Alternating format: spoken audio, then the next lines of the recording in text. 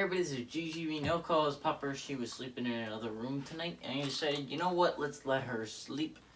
She doesn't know that much about basketball anyways. Her expertise really lies in Jets football knowledge and not much else around other than that. Let's be honest, Saturday was one of those boring days in college basketball I've ever seen since I've started really watching college basketball.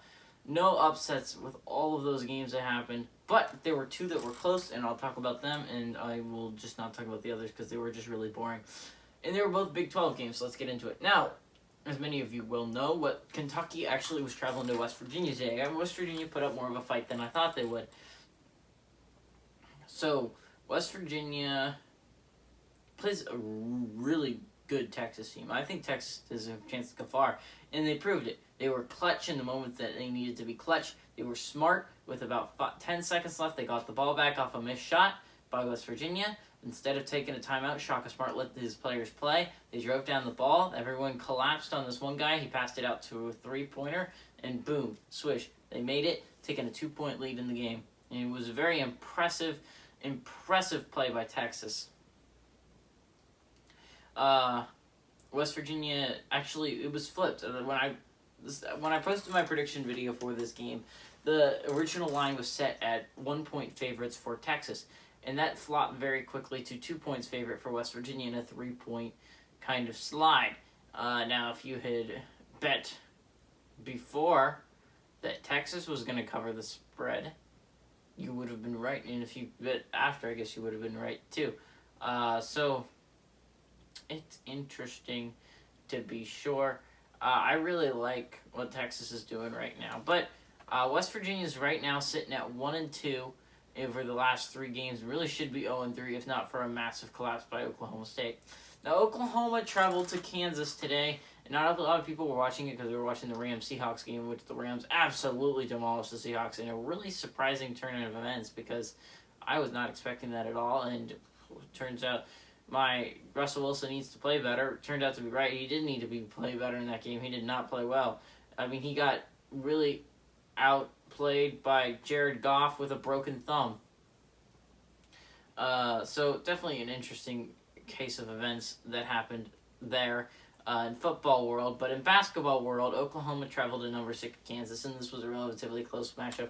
And this, to me, proved how I think Oklahoma should be looked at in the future. I think they're not as good as teams like Kansas and Texas and Baylor, but let's be honest here.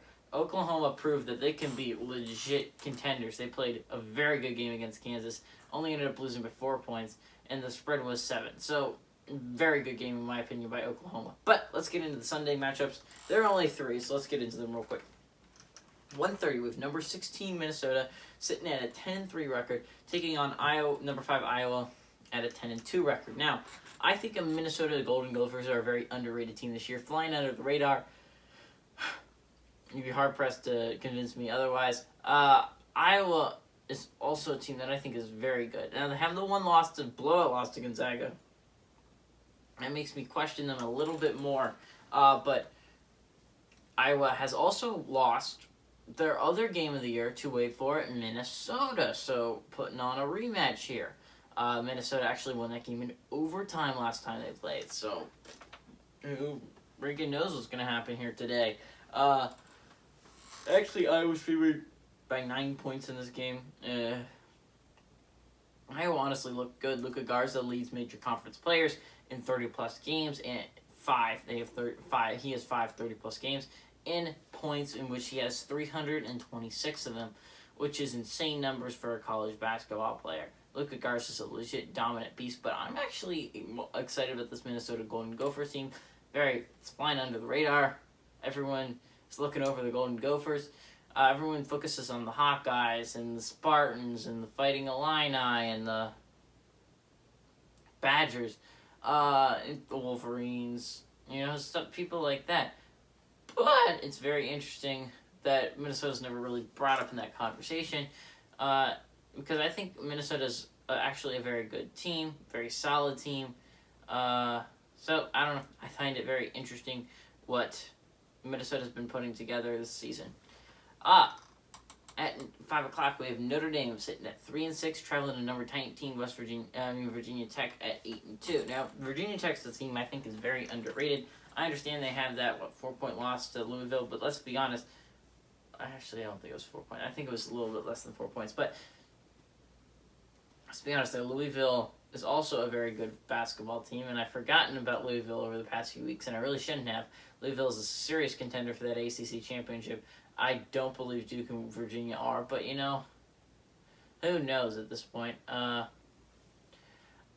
don't think Notre Dame's that great. I think Virginia Tech is a very good team, though. If we want to talk about best teams in the ACC, I think Virginia Tech's up there, along with teams like Clemson, NC State, Louisville. Now, NC State isn't ranked, but Duke and Virginia is absolutely astounding to me. But, I don't know. I'm not part of that crew, so maybe they're seeing something I'm not, but I don't think they are. Virginia Tech has been playing phenomenal basketball. Aside from that one weird loss to Penn State, they've kept every game close that they lost. Just the Louisville game, really. They've beaten a pretty good Clemson team. So, I don't know. I think Virginia Tech's have been very good this year. I think they're underrated, and especially Notre Dame. Notre Dame's sitting at 3-6 and is known for not being that great in the ACC. Notre Dame leads the ACC with a 38.9 3-point percentage, but that's 3-pointers, but has not translated into wins. I just don't think Notre Dame's that great of a team this year, which is why I'm leaning more Virginia Tech in this matchup, which is why they're favored by 7 points as well.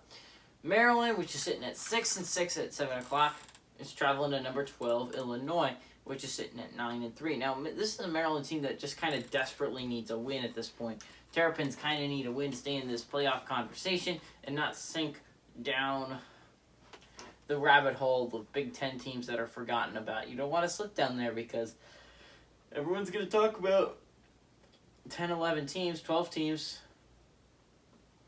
I mean, you don't want to slip down there. You don't want to slip underneath Purdue because I think Purdue is probably the team that's most on the chopping block.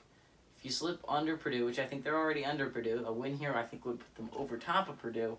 Don't want to slip down too low because then you're getting into Penn State, Nebraska territory. Do you really want to be in Penn State, Nebraska territory? I don't think you do, Maryland, which means you kind of need this win.